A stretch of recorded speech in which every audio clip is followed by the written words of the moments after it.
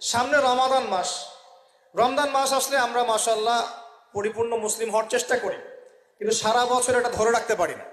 রমজান মাসে যে নামাজ পড়ে না সেও মসজিদে যায়। দেখা যায় যে জুমার নামাজও পড়ে না, ও তারাবির নামাজ পড়তে যায়। যায় কি না? ওই দিন গিয়ে বলে এসি দেন, ইমাম সাহেব এসি অন করেন, তাই না? সারা বছর তো আসে নাই।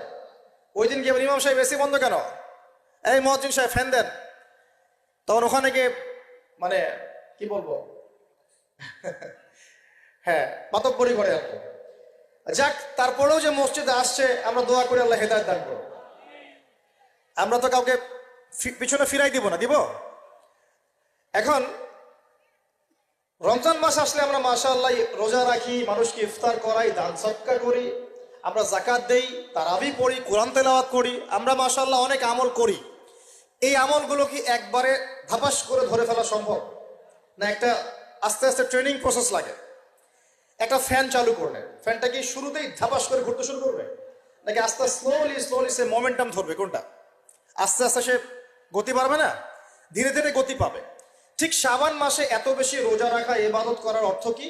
যাতে রমজান মাসে আপনি পরিপূর্ণ ইবাদত করতে পারেন। বুঝতে পারছেন কথা? রমজানে গিয়ে তো শুরুতেই সব ইবাদত ধরে ফেলা সম্ভব হবে না।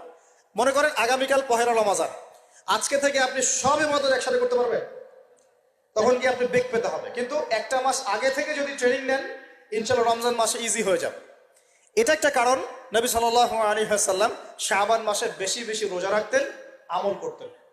আল্লাহ পাক আমাদের সবাইকে শাবান মাসে বেশি বেশি আমল করার তৌফিক দান করুন, যাতে রমজান মাসে গিয়ে আমরা সুবিধা পাই, রমজান মাসের হকটা আদায় করতে পারি। এবার এই মাসে নবী সাল্লাল্লাহু আলাইহি ওয়াসাল্লাম কি বলেছেন একটা হাদিস থেকে আগে বুঝি। এই হাদিসটা সহ অনেক হাদিসে এই একই রকম কথা এসেছে এবং এই হাদিসটা বিশুদ্ধ। এটাকে অস্বীকার করলে হাদিস অস্বীকারী হয়ে যাবে। বাড়াবাড়ি গ্রুপ, ছাড়াছাড়ি গ্রুপ, উভয়ের জন্যই নসিহত। নবী সাল্লাল্লাহু আলাইহি ওয়াসাল্লাম বলেছেন, ইন্নাল্লাহা তাআলা, নিশ্চয় আল্লাহ রাব্বুল আলামিন, লা ইয়াত্তালিউ ফি লাইলাতিন নিসফি মিন শাবান, শাবান মাসের মধ্য রজনীতে আল্লাহ রাব্বুল আলামিন তার রহমতের দৃষ্টি প্রশস্ত করেন। সুবহানাল্লাহ।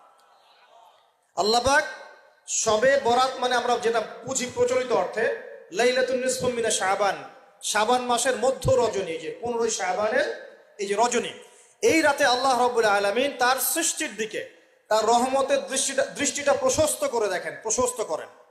এবং ওয়াগফিরু লিজামিই খালকিহি, আল্লাহ পাক তার সমস্ত সৃষ্টিকে মাফ করে দেন। আল্লাহ পাক কি করেন? তার সমস্ত সৃষ্টিকে কি করেন?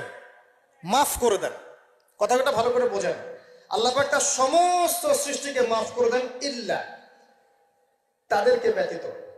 এক, ইল্লা লিমুশরিকিন, এক নাম্বার যে ব্যক্তি মুশরিক, যে শিরক করে আল্লাহর সাথে, যে আল্লাহর সাথে শিরক করে। আর দুই, মুশাহিনিন, যে ব্যক্তি অন্তরে মানুষের সাথে বিদ্বেষ পোষণ করে, হিংসা বিদ্বেষ মনে আছে এরকম ব্যক্তি, এবং মনের মধ্যে শিরক আছে, শিরকি আকীদা, মুশরিক, এই দুই শ্রেণীর মানুষ ছাড়া আল্লাহ পাক সমস্ত মানুষকে মাফ করে দেবেন। সুবহানাল্লাহ। তাহলে এই রাতের ফজিলত প্রমাণ হলো কিনা? রাতের ফজিলতটা প্রমাণ হলো কিনা? আচ্ছা, এখন এর ব্যাকআপ আরো অনেকগুলো হাদিস আছে। ওই সবগুলো হাদিসকে একত্রিত করলে এমনই কনক্লুশন আসে। এছাড়াও আরো কিছু দুর্বল হাদিস আছে, এগুলো দুর্বল, সনদগতভাবে অন্যান্যভাবে দুর্বল।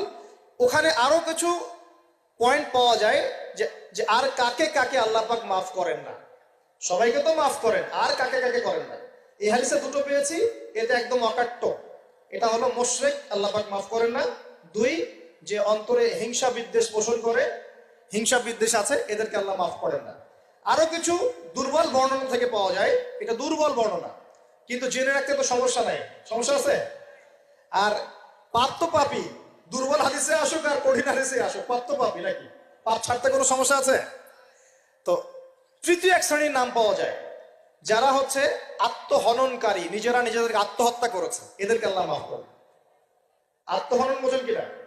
আত্মহত্যা যারা করে, আত্মহনন, এটা একটা শ্রেণী পাওয়া যায়। 4 নম্বর একটা পাওয়া যায় আত্মীয়তার সম্পর্ক ছিন্নকারী, আত্মীয়তার সম্পর্ক ছিন্নকারী।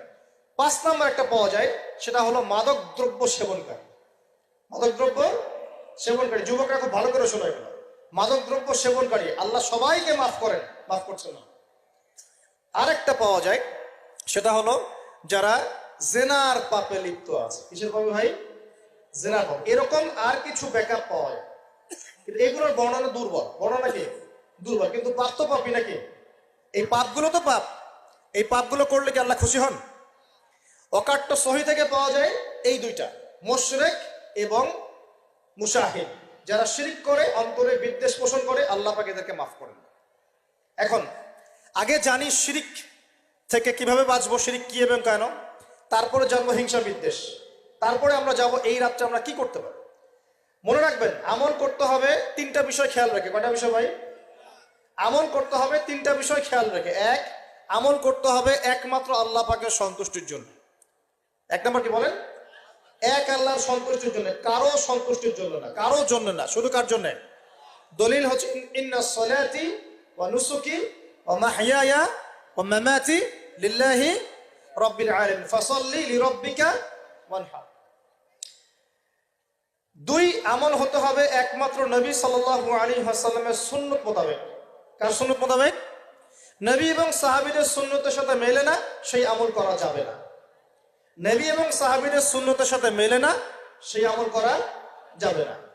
তিন নাম, আমলটা যত সুন্দরী মনে হোক, আমলটা যত সুন্দরী মনে হোক আর যত মানুষই করুক, যত মজাদার মনে হোক না কেন, নবী করেন নাই, সাহাবীদের থেকে প্রমাণ নাই, আমল করব না। করলে বেদাত হয়ে যাবে। কি হবে? বেদাত হয়ে যাবে। আর তিন নাম্বার হচ্ছে, আমলগুলো করার আগে অবশ্যই আপনার রিজিকটাকে হালাল করতে হবে। কি করতে ভাই? ব্যাস, এই তিনটা শর্ত পূরণ করে আমল করলে ইনশাআল্লাহ তাআলা আমরা জান্নাতে যাবো ইনশাআল্লাহ। আমরা আশাবাদী আল্লাহ পাক আমাদেরকে জান্নাত দিবেন ইনশাআল্লাহ। আল্লাহ পাক এক রাতে রহম করে সমস্ত মাখলুক সৃষ্টিকে মাফ করে দিচ্ছেন।